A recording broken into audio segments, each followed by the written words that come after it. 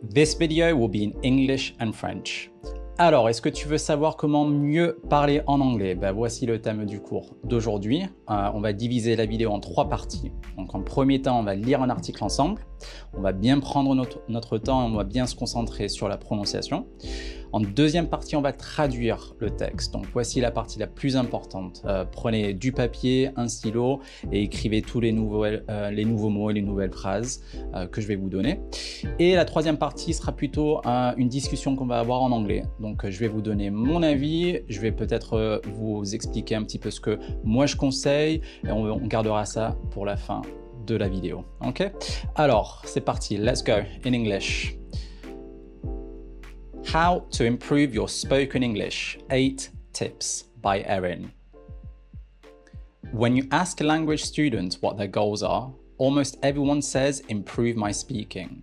When learning a foreign language, you'll find yourself talking with all kinds of native speakers, your teacher, servers in restaurants, taxi drivers, and your landlord. So it's vital that you feel comfortable. Just like improving your writing, listening, or any other skill, there are techniques you can use to improve your spoken English in a targeted way. Here are 8 of our favorites.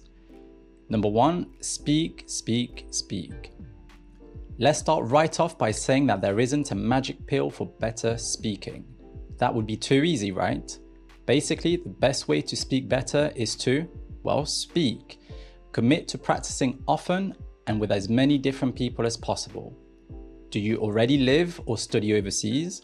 Take advantage of the thousands of native speakers in your immediate community, such as your friends, their families, your co-workers, classmates, employees at the coffee shop, supermarket, post office, and other places you visit. If you're learning in your own country, increase your practice time by meeting your classmates after class, finding a language exchange partner, or joining an online community of learners. Number 2, reflect on your conversations. After your conversation is over, take a moment to reflect. How did it go? How much do you think you understood? How comfortable did you feel with that subject matter?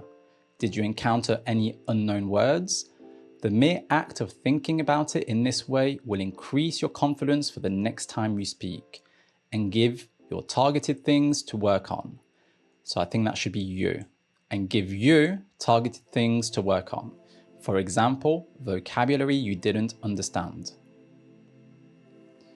Number 3, listen and read. You need words in You need words in order to talk, right? Class time is great for learning vocabulary, but there are other ways you can increase yours. Watch movies, listen to music, the radio, and to podcasts. Read books, magazines, and blogs. When listening and reading, find new and interesting expressions, slang terms, and synonyms. Write down this new material and look up anything you're not familiar with. All this will provide more meat for you to use next time you practice. Number 4, prepare cheat sheets. Part of nervousness around speaking is the feeling of not knowing what to say. To combat this, prepare a cheat sheet. Are you going to the doctor's? Before your appointment, research vocabulary relating to your condition and some common phrases you'll probably need. Use the technique before going to pay a bill, eating at a restaurant, job interviews, making a complaint, or for any other situation that might make you anxious. Number 5, pick up the phone. Most people find phone conversations particularly challenging. Why? Because on the phone, we can't see the other person's body language or watch their mouth move, both of which are tools that really help communication. To feel more confident on the phone, start small with phone conversations with friends, then move on to more challenging calls like making appointments or inquiries. This is a great time to use tip 4 and prepare a list of questions and useful vocabulary to help you during your call. Number 6, record your own voice.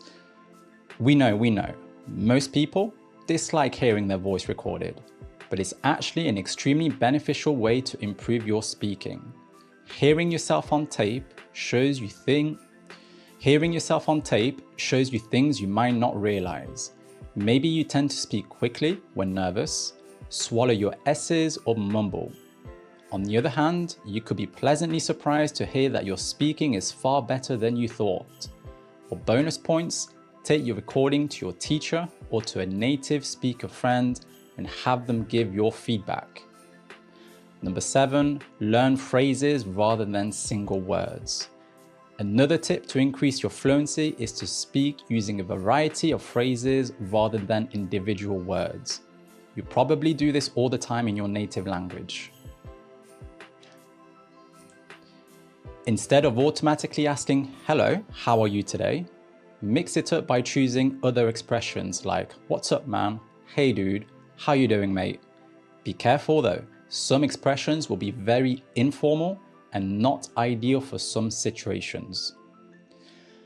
Number 8, have fun. Let's face it, it's far easier to learn something new when you're having fun.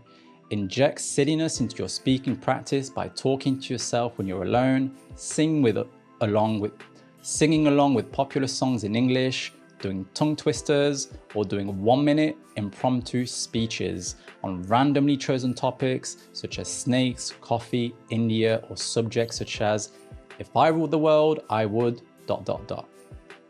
3 surprising facts about me," or "Which came first, the chicken or the egg?" Great practice and great silly fun. Okay, that's it. So, how was that for you? Easy, medium, difficult? Well, let's translate into English. Let's translate into French now, okay? So first of all, how? How, on connaît bien celui-là maintenant. Comment? Okay. How, comment? Improve, on le voit très souvent depuis que j'ai commencé cette série d'articles. Eh ben, ça veut dire améliorer. On veut bien se rappeler de lui, il est hyper utile. How to improve your spoken English. Donc on voit bien que ici on utilise le verbe de parler, speak, spoke, spoken. Donc spoken, il est conjugué au participe passé. Et vraiment, on est en train de juste de dire comment améliorer son oral en anglais. Et voici 8 tips. Tips, c'est le mot qu'on utilise en anglais pour des conseils ou des astuces. Okay? When. When, très utile. Quand. When you ask a language student what their goals are, almost everyone says, "Improve my speaking." Donc, quand on demande, parce que ask, ça veut dire demander, un étudiant de langue, donc là, on utilise ce mot language student, mais ça peut être n'importe qui veut apprendre une autre langue. Goals, donc ce sont des buts, mais en plus en français, je pense que c'est mieux de dire des objectifs, okay? Parce qu'on peut utiliser ce mot goals pour parler de ce qu'on veut faire. Donc, ce qu'on leur demande pour leurs objectifs, almost presque tout le monde dit améliorer ma capacité de parler. Peut-être qu'il y a une meilleure façon d'exprimer ça en français, mais en tout cas en anglais, on va juste dire speaking pour la façon de parler. When learning a foreign language, donc quand on apprend une langue étrangère, foreign, ça veut dire étrangère dans ce contexte, you will find, apostrophe LL, la contraction de will, parce qu'on est en train de parler au futur, pardon. You'll find yourself talking with all kinds of native speakers. Donc, on va se retrouver à parler avec tout genre de speakers, de gens qui parlent la langue natif ou native, je suis pas sûr. Donc, ton prof, your teacher, servers in restaurant, donc ce sont les serveurs dans les restos, comme en anglais, comme en français. Les chauffeurs de taxi, taxi drivers, and your landlord. Intéressant ce mot. Qu'est-ce que c'est un landlord? C'est un propriétaire, surtout d'appartements par exemple, ou de maisons. Propriétaire. En anglais, ça va être vraiment ce mot qu'on va utiliser, c'est très précis, c'est pour les appartements, ou vous savez, on va juste dire des logements. Okay? Propriétaire de logement, landlord en anglais. Vital, so it's vital that you feel comfortable. Donc, je ne sais pas si en français on peut dire c'est vital, mais en tout cas, ce qu'on essaie de dire ici, c'est que c'est très important. Donc, c'est très important de se sentir, feel, je vais changer de couleur. Tiens, un jaune, pourquoi pas.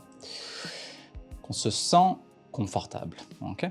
Just like improving your writing, listening, or any other skill, there are techniques you can use to improve your spoken English in a targeted way. Donc, tout comme si on veut améliorer son écriture, sa capacité d'écouter ou toute autre capacité, il y a des techniques qu'on peut utiliser, on peut utiliser pour améliorer son anglais d'oral, son oral en anglais, d'une façon très précise. Donc, in a targeted way, ça veut dire qu'on entame cet exercice avec un objectif en tête. Target. Target, c'est quelque chose qu'on veut viser. Donc, voici 8 of our favorites. Donc là, ils vont nous donner 8 de leurs techniques préférées. Et la première, c'est de parler. Ok, on va voir ce qu'ils vont dire à propos de parler en anglais. Speak, speak, speak.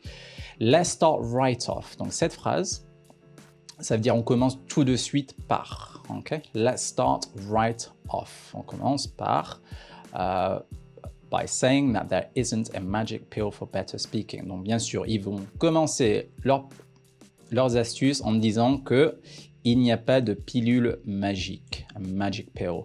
There isn't a magic pill for better speaking. Donc c'est pas comme si du jour au lendemain vous allez pouvoir mieux parler en anglais. Ça n'existe pas, ça, enfin pas pour l'instant en tout cas. That would be too easy, right? Ça serait trop facile.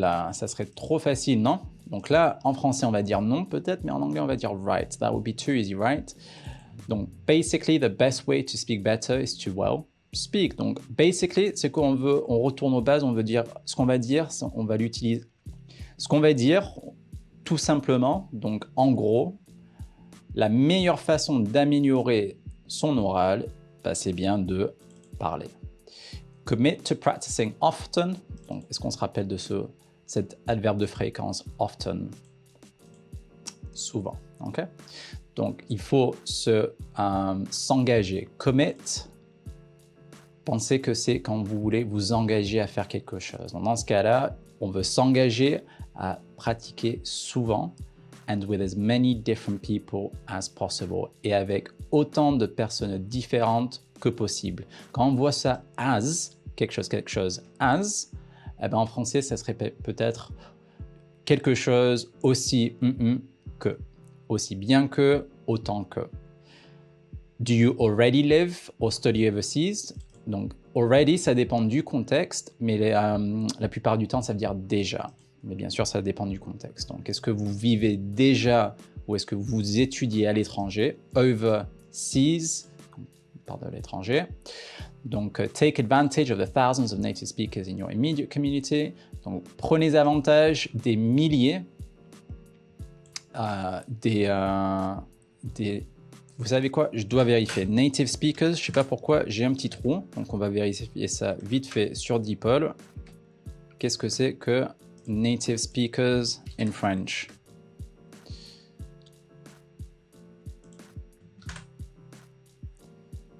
Des locuteurs natifs. Bon. Des locuteurs natifs. Je sais pas pourquoi, mais j'aime pas trop cette traduction. Les indigènes non plus. Ben on va, vous savez quoi? On va parler des francophones, non? Non, non. Native speakers. Bon, des personnes qui parlent la langue native, pourquoi pas. Donc, prenez avantage des milliers de personnes qui vivent dans le pays, qui parlent la langue que vous voulez apprendre. Dans ce cas-là, ça sera anglais. Donc, peut-être que vous êtes à Londres ou en Australie ou en Amérique, un truc dans ce genre. Donc, in your immediate community. Donc, ça, c'est quand vous voyez immediate, c'est dans l'immédiat. On est en train de parler des personnes qui vivent autour de vous. Donc, vous pouvez avoir accès à eux très vite. Comme par exemple. Donc, such as, quand vous voyez ça, on veut dire par exemple. Comme par exemple, vos amis, vos familles, leur famille, coworkers, ce sont les collègues, classmates, les camarades de classe, les employés dans les cafés, par exemple, supermarché, la poste et tout autre endroit que vous visitez. Quand vous voyez places comme ça, on peut penser à endroit en français. If you're learning in your own country, donc si vous êtes en train d'apprendre dans votre propre pays, quand vous voyez in your own country, on est en train de parler de votre pays à vous. Increase your practice time by meeting your classmates after class, finding a language exchange partner or joining an online community of learners. Donc, si vous habitez dans votre... Comme la France, si vous habitez en France, peut-être que vous êtes à l'école, vous étudiez l'anglais à l'école, essayez de rencontrer vos collègues, vos camarades de classe après la classe. Donc une fois que c'est fini, essayez de leur parler, peut-être pas à tous, mais essayez avec au moins une personne et dire pourquoi pas aller prendre un café et juste parler en anglais pour voir comment ça se passe.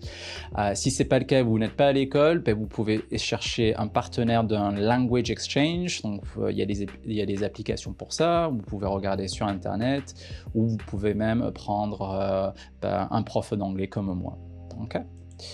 Et bien sûr, il y a plein de groupes Facebook, il y a même sur YouTube, où il y a des communautés où vous pouvez joindre ceci et avoir accès à d'autres personnes qui veulent aussi apprendre l'anglais. Mais ce qui est important avec le premier point, c'est qu'il faut trouver une façon où vous pouvez communiquer avec quelqu'un d'autre en anglais. Okay? All right, number 2. Reflect on your conversations. Donc, reflect on your conversations, ça veut dire qu'on va réfléchir à nos conversations. Réfléchir, mais vraiment on utilise ce mot parce que réfléchir, on peut dire aussi think, T-H-I-N-K, ça c'est quand on réfléchit. Mais reflect, il y a un autre sentiment derrière, c'est pas juste réfléchir, mais vraiment bien analyser ce qui s'est passé. Donc, on va analyser en réfléchissant à nos conversations qu'on vient d'avoir. Donc, après la conversation, une fois qu'elle est finie, donc over, c'est fini, prends un moment pour réfléchir. Donc, prends un moment pour t'asseoir et tu te dis comment ça s'est passé. Est-ce que j'ai bien utilisé les mots? Est-ce qu'il y aurait des choses que j'ai peut-être oublié de dire? How did it go? Comment ça s'est passé? How much do you think you understood? Alors, quand on voit how tout seul, comment? Dès qu'on rajoute un mot comme much, on veut savoir la quantité. Donc là, on veut savoir la quantité qu'on a compris. Donc, est-ce que tu as tout... En français, peut-être qu'on n'utilisera pas combien, mais en tout cas en anglais, on va le faire. On veut savoir la quantité qu'on a appris. Donc, how much do you think you understood? Combien est-ce que tu penses que tu as compris? Ça passe pas très bien en français, mais là, on veut exprimer est-ce que tu penses que tu as compris. How comfortable did you feel with that subject matter? Donc, étais-tu encore une fois, on a how, juste pour bien dire, on a how, mais peut-être que dans notre traduction, on ne va pas l'utiliser. Donc, on va plutôt dire, est-ce que tu étais confortable avec le sujet de la conversation? Et en anglais, on va utiliser ce terme subject matter pour parler juste de la matière du sujet. Je ne sais pas si ça passe en français, mais en tout cas, subject matter, c'est juste le sujet de la conversation. Est-ce que vous étiez à l'aise? Est-ce que le niveau était trop difficile ou peut-être juste bien? Donc ça, c'est quelque chose qu'on peut, en réfléchissant à notre conversation, on peut se dire est-ce que c'était dans ma zone ou pas?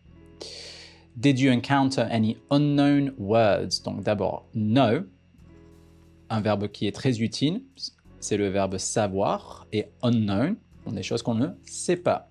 Donc, est-ce que vous étiez face à des mots que vous ne connaissiez pas? The mere act of thinking about it in this way will increase your confidence for the next time you speak. Donc, quand vous voyez the mere act, on est en train de dire tout simplement. Donc, le simple geste, ça sonne bien en français, je trouve. Donc, the mere act, on veut dire le simple geste d'y penser, of thinking about it, de cette manière, va augmenter ta confiance en toi pour la prochaine fois, the next time, très utile next time. Faites attention, même si vous voyez time, on ne parle pas du temps, mais plutôt de la prochaine fois. Donc, ça va améliorer votre confiance en vous pour la prochaine fois que vous parlez. And give you, donc là il y avait une petite erreur, give you targeted things to work on, for example, vocabulary you didn't understand. Donc quand vous voyez ce mot target, imaginez quelque chose que vous allez viser vers quelque chose. Okay? A target, si prenez par exemple un fusil et vous voulez tirer sur le sujet, je sais pas, en anglais on va appeler ça le target. C'est ce qu'on veut atteindre avec notre arme. Et dans ce cas-là, notre arme, c'est notre anglais. Donc on veut viser vers quelque chose. Et en prenant le temps de réfléchir à notre conversation, si on n'avait pas le bon vocabulaire, si on n'avait pas les bonnes phrases, là on sait de quel côté on doit se concentrer. D'accord ? Par exemple, s'il y avait du vocabulaire qu'on n'avait pas compris. Number 3, listen and read. Listen, écouter, read, lire. C'est ce que vous êtes en train de faire maintenant. En regardant cette vidéo, non seulement vous êtes en train de lire avec moi, mais vous m'écoutez aussi. Donc c'est parfait. You need words in order to talk, right? Donc bien sûr, pour parler, on a besoin de mots. You need words, okay? Class time is great for learning vocabulary, but there are other ways you can increase yours. Donc le temps en classe, donc je sais que pas tout le monde est étudiant, mais le temps en classe est super bien pour apprendre du vocabulaire, mais il y a d'autres façons, other ways, pour aussi augmenter le vocabulaire. Donc il n'y a pas que juste le temps en classe. On peut regarder des films, écouter de la musique, la radio et des podcasts. Pour l'instant, complètement d'accord. On peut lire des livres, des magazines et des blogs. When listening and reading, donc quand on écoute et quand on lit, find new and interesting expressions. Cherche des expressions nouvelles et intéressantes. Slang terms, donc ça c'est du langage de... Bon, vous savez quoi, on va vérifier vite fait parce que je ne veux pas vous dire des bêtises. Donc là on a... Deeple me dit des termes argotiques, je suis pas sûr. En fait, c'est du langage qu'on va pas utiliser à l'école et on va pas utiliser dans le monde du business non plus. C'est le langage entre amis et le langage de la vie de tous les jours. Des synonymes, il faut les écrire bien sûr parce que ça c'est très important. Ne pensez pas que vous allez tout retenir d'un coup la première fois que vous apprenez quelque chose de nouveau, c'est pas le cas. Il faut l'écrire, il faut réviser. This new material and look up anything you're not familiar with. Donc écris tout ce qui est nouveau et fais des recherches sur tout ce que tu ne connais pas très bien. Bon, familiar, c'est presque comme en français qu'on n'est pas familier avec, mais voilà. All this will provide more meat for you next time you practice. Donc, tout cela va vous donner plus de meat. Et bien sûr, meat écrit de cette manière, c'est-à-dire de la viande. Parce qu'on va utiliser ce mot viande dans ce contexte quand on veut dire qu'on va bien agrandir et quelque chose qui sera vraiment très plein. Dans ce cas-là, ça sera votre base de vocabulaire qui va être bien remplie. Et en anglais, on va utiliser ce mot meat pour exprimer ça. Bon, enfin, c'est une manière d'exprimer ça. All this will provide more meat for you to use next time you practice. Prepare cheat sheets. So prepare cheat sheets. Là, franchement, je suis pas sûr du terme en français, mais c'est juste des notes qu'on va écrire, genre des phrases et des notes qu'on va écrire avant qui sont déjà préparées juste au cas où qu'on doit les utiliser. Donc, on va voir ce que Deeple me donne. Préparer des anti-sèches. Donc, si anti-sèche, ça vous dit quelque chose, super. Pour moi, ça ne me dit rien, je ne connais pas. Mais cheat, en fait, c'est le mot en anglais pour tricher. Donc, c'est comme si on triche, en fait. Mais c'est une bonne façon de tricher. C'est juste qu'on prépare nos phrases, nos questions ou nos mots-clés. On prépare tout ça avant. OK? Donc, part of nervousness around speaking is the feeling of not knowing what to say. Donc, bien sûr, la plupart des personnes, ils sont nerveux avant de parler en anglais ou ils ont un petit peu peur. C'est tout simplement parce qu'ils ont ce sentiment de ne pas savoir quoi dire. What to say. Pour combattre ceci, préparez un cheat sheet. Je vais garder le terme en anglais parce que je ne suis pas sûr ce que c'est en français, tout simplement.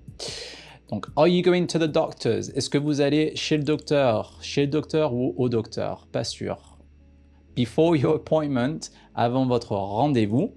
Appointment, c'est le rendez-vous, mais dans ce contexte, ok? Appointment, c'est un rendez-vous qu'on va faire pour le docteur, pour une coupe de cheveux, par exemple. Un rendez-vous dans ce sens-là, appointment. Un rendez-vous, par exemple, avec une fille ou un garçon, ça sera a date, D-A-T-E. Okay? Research vocabulary relating to your condition and some common phrases you'll probably need. Donc, si jamais on va prendre l'exemple du docteur, vous savez que vous allez au docteur, en anglais bien sûr, hein, pas docteur en France. Donc, faites des recherches sur le vocabulaire que vous allez peut-être avoir besoin, qui est en relation avec votre condition, and some common phrases, et des phrases qui sont assez communes, des phrases communes. Je vais tricher encore, je suis pas sûr de common in French, des phrases courantes, oui, parfait, des phrases courantes qu'on va probablement avoir besoin. Use the technique before going to pay a bill, donc utilisez cette technique avant de payer la note. Par exemple, à la fin du restaurant, vous avez vos phrases déjà prêtes. Eating at a restaurant, quand vous allez manger au resto. Job interview, donc un entretien de boulot. Quand vous faites a complaint, donc a complaint, c'est un dépôt de plainte. Pas obligé que ça soit avec la police, ça peut être avec un service, une entreprise. C'est très courant de faire ce genre de choses en Angleterre. Je ne sais pas si vous avez entendu, mais quand on n'est pas content en Angleterre, il y a plein de choses qu'on peut faire. Or for any other situation that might make you anxious, ou pour toute autre situation qui pourrait vous rendre anxieux. Number 5, pick up the phone. Donc, pick up the phone, ça, on utilise ce terme quand on répond au téléphone, ou même quand on va le prendre. Okay? Donc, pourquoi est-ce qu'il veut le téléphone précisément et pas un appel visio? Parce que la plupart des gens, most people, find phone conversations particularly challenging. Donc, la plupart des gens, ils pensent qu'une conversation au téléphone, c'est un vrai challenge. Pourquoi? Parce que on the phone, donc au téléphone, on ne peut pas voir l'autre personne. Et plus précisément, on ne peut pas voir le langage du corps de l'autre personne. Donc le langage du corps, c'est si la personne elle est bien assise, comme moi je dois être, si la personne elle a un sourire ou pas. Et le plus difficile quand on est en train d'apprendre une langue, c'est qu'on ne peut pas voir leur bouche bouger. Both of which are tools that really help communication. Donc ces deux cas, ce sont des outils, tools, qui aident vraiment dans la communication. To feel more confident on the phone, donc pour se sentir, pour avoir plus de confiance en soi sur le téléphone. Start small with phone conversations with friends, donc commencer petit avec des conversations au téléphone avec des amis. Je ne sais pas si vous avez la possibilité de faire ça, mais en tout cas, c'est une bonne idée. Then move on to more challenging calls, et ensuite, vous pouvez passer à l'étape supérieure qui est un petit peu plus challenging, donc qui va faire un petit peu plus de challenge, comme par exemple, prendre rendez-vous ou faire des demandes. Inquiry, c'est quand vous avez une question et vous appelez l'entreprise, par exemple, pour demander. Okay? It's a great time to use tip 4. Donc ça, c'est une bonne opportunité, ou c'est un bon moment pour utiliser l'astuce numéro 4, qui était de préparer des cheat sheets. Donc si vous devez prendre le téléphone et parler à quelqu'un en anglais, peut-être qu'avoir des petites phrases prêtes, ça pourrait vous aider. Je sais pas. Peut-être. And prepare a list of questions and useful vocabulary to help you during. Bon, ça c'est vrai. Donc préparer une liste de questions avant de prendre le téléphone, c'est sûr que c'est beaucoup mieux. Number 6, record your own voice. Record, est-ce qu'on connaît ce mot record? C'est enregistrer. Qu'est-ce qu'on va enregistrer? Ta voix. Enregistre ta voix. On sait, la plupart des gens n'aiment pas. Donc là, on a dislike, parce que vous connaissez bien like, c'est aimer. On rajoute this, ça veut dire n'aime pas. Okay? La plupart des gens n'aiment pas entendre leur voix enregistrée, but it's actually an extremely beneficial way to improve your speaking. Okay? Donc la plupart des gens n'aiment pas entendre leur voix, mais c'est une façon d'améliorer. Attendez. But it's actually. Alors quand on voit actually dans ce sens-là, on ne peut pas vraiment dire actuellement, c'est facile de penser ce cas, mais on veut juste dire que c'est vraiment, but it's actually an extremely beneficial way to improve your speaking. Mais c'est vraiment une façon très bénéfique d'améliorer sa façon de parler. Donc la plupart des gens n'aiment pas entendre leur voix enregistrée, mais en vrai, c'est une façon très bénéfique d'améliorer sa façon de parler. Bon, on vérifie, on triche, mais c'est un moyen extrêmement bénéfique d'améliorer son expression orale. Pourquoi pas? Hearing yourself on tape shows you things you might not realize. Donc s'entendre sur tape, maintenant on n'utilise plus ça, je sais pas à quel âge il a cet article. Tape, c'était genre la cassette, si vous vous rappelez de la cassette, la bande qui enregistre, ça on appelle ça un tape, ou même le caméscope par exemple. Donc s'entendre sur ça montre, shows you things you might not. Voilà, donc s'entendre sur entendre sa voix peut vous montrer des choses que vous n'allez pas voir si vous n'avez pas enregistré votre voix. Maybe you tend to speak quickly when nervous. Donc peut-être vous parlez un petit peu trop vite quand vous êtes nerveux. Vous avalez vos S ou mumble. Bon, mumble, je sais même pas comment on dit ça en anglais, c'est quand on n'arrive pas bien à articuler. Ça m'arrive très souvent pendant ces vidéos où au lieu de bien articuler les sons, ça fait que les mots ils sont pas bien articulés, voilà. Ok. Marmonner, tiens, ça c'est un nouveau mot pour moi. Vous êtes d'accord? Marmonner, c'est un mot. Alors, swallow, avaler. Avaler les S, le son du S, c'est très facile à faire, je suis sûr que je le fais moi aussi. Et marmonner, voilà. On the other hand, donc de l'autre côté de la main, est-ce que vous avez déjà entendu cette expression? Donc en anglais, on utilise très souvent l'expression on one hand, donc d'un côté, on the one hand, d'un côté, et après on the other hand, de l'autre côté. On the one hand, on the other hand. Okay? You could be pleasantly surprised to hear that your speaking is far better than you thought. Donc, de l'autre côté, vous allez peut-être être très surpris d'une bonne manière, en tout cas, d'entendre que votre oral est beaucoup mieux que vous ne le pensiez. For bonus points, pour des points en plus, take your recording to a teacher or to a native speaker friend and have them give you feedback. Donc, pour des points en plus, vous pouvez donner votre enregistrement à un prof, très bonne idée, ou à un interlocuteur natif, je me rappelle qu'on a vu ça tout à l'heure, ou un ami, et après, on va leur demander du feedback. Est-ce que vous avez déjà vu ce mot feedback? C'est qu'on va leur demander de faire un retour. Voilà, on va leur demander ce qu'ils en pensent, si on a bien fait, si on a mal fait, si on peut améliorer d'une façon ou d'une autre. Number seven. Learn phrases rather than single words. Donc, apprenez plutôt des phrases plutôt que des mots singuliers. Ça aussi, je suis d'accord. Donc, une autre astuce pour améliorer la façon de parler couramment. Fluency en anglais, c'est quand on parle couramment, c'est de parler en utilisant une variété de phrases rather than individual words. Une variété de phrases plutôt que, rather than, plutôt que des mots individuels. You probably do this all the time in your native language. Donc, votre langue à vous, le français, je pense, j'imagine, vous faites c'est presque sûr que vous le faites comme ça.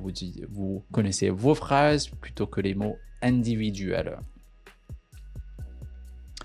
Instead of, very useful, très utile ça, instead of. Instead of automatically asking hello, how are you today? Donc, au lieu de, instead of, au lieu de demander, asking, c'est de demander automatiquement. Donc, on va inverser ça dans notre traduction. Donc, au lieu de automatiquement demander hello, how are you today? Hello, how are you today? Donc, salut, bonjour, comme vous voulez. Comment allez-vous aujourd'hui? Comment ça va aujourd'hui? Mix it up by choosing other expressions. Donc, faites une variété, changez ça et choisissez une autre expression comme par exemple What's up man? Hey dude, how you doing, mate?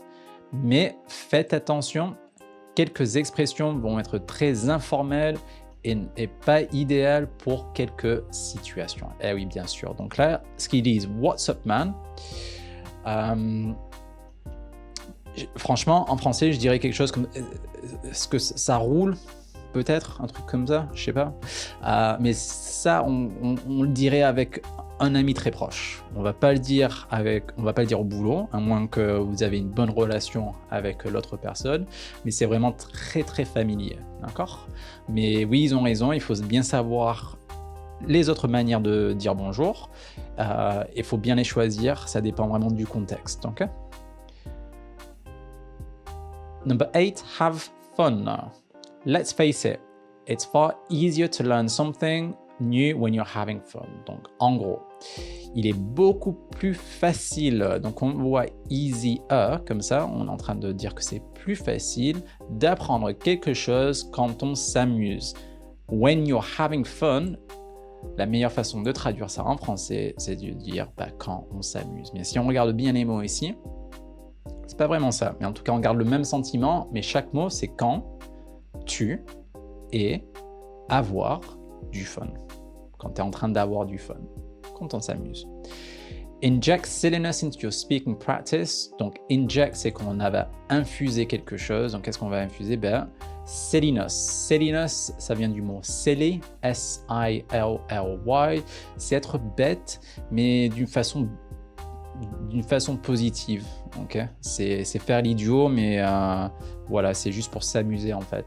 C'est pas très négatif. Donc c'est juste pour s'amuser, faire du fun, et il faut infuser ça dans votre pratique d'anglais, de parler, pardon. Donc oui, n'essayez pas d'être trop formel dans la façon de parler. Faites des blagues, faites des choses drôles, et surtout si vous faites des erreurs, c'est mieux de rigoler dessus plutôt que pleurer dessus. Donc tout ça, ce qu'on vient de dire, quand on se parle à soi-même, quand vous êtes tout seul. When you're alone, être tout seul. Singing along with popular songs, donc oui, ça aussi c'est très bien. En tout cas, si vous aimez chanter avec des chansons connues, popular ou populaires. Des tongue twisters, ça aussi j'ai oublié le terme en français des tongue twisters, c'est ce sont comme des poèmes, on va dire, des virelangues. Je ne sais pas si vous voyez ce que c'est, des virelangues. Je ne connais pas ce terme en français, mais c'est comme des poèmes qui sont faits pour faire en sorte qu'on a du mal à prononcer chaque mot. Or doing 1 minute impromptu speeches, ou faire des discours d'1 minute, comme par exemple sur des topics, des sujets qui sont choisis au hasard. Random, ça veut dire au hasard. Comme par exemple snakes, coffee, India. Donc si je vous donne le thème des serpents, voilà, vous devez parler pendant 1 minute sur les serpents. Pour le café, pour l'Inde ou d'autres sujets, si je vous donne la phrase If I ruled the world, I would. Si je gérais le monde, je ferais. Voici, voilà. Donc ça, c'est une très bonne idée de faire ça. 3 surprising facts about me, donc 3 faits surprenants sur moi. Which came first? Qu'est-ce qui est venu d'abord? Le poulet ou l'œuf? Est-ce que vous avez cette question en français? Parce qu'on l'entend très souvent en anglais. Which came first, the chicken or the egg? It's a paradox, donc ça pourrait être soit l'un soit l'autre, mais le but c'est pas vraiment d'avoir la réponse, c'est juste la façon de répondre. Donc si vous pouvez essayer de répondre à des questions comme ça, c'est très utile pour améliorer l'anglais. Et le français aussi. Great practice and great city fun. Donc c'est une très belle façon de pratiquer et c'est aussi une belle façon de s'amuser. Ok, good, perfect, c'est tout. That's it. I hope that was useful. J'espère que ça vous avez appris au moins quelque chose. Allez, on passe à l'anglais. So, I'm an English tutor and I have been helping many students now improve their spoken English. And one thing, well, first of all, I agree with most of what this article says, but what I find is people are just scared to speak in English. They are worried about what other people will say. People just need to have more confidence in themselves. And the best way to build confidence is just to start off small. So make sure you start small. And my favorite thing to recommend is to mimic. To mimic means that when you are alone, maybe you watch a movie, an English movie, and you will mimic the way that the other person talks. You can do this with me right now. As I'm talking, you can mimic what I say and what I do. You can try and use it like a game, basically. So the more you listen to me, the more you can pretend to be me and speak like me. So this is what I would recommend, is really just to start like this and start very small, just to build your confidence up. You want to try and speak on your own as much as possible. I think the recording aspect is really useful as well, to record yourself, but just remember to have fun. So these are the two things that I would say for you to improve your spoken English, is to mimic what you hear and the way that other people speak, and to have fun while you do it. Treat it like a game, okay? Great, I think that's it for today's lesson. So I hope you have a great and fantastic day, and I'll see you in the next one. Bye-bye.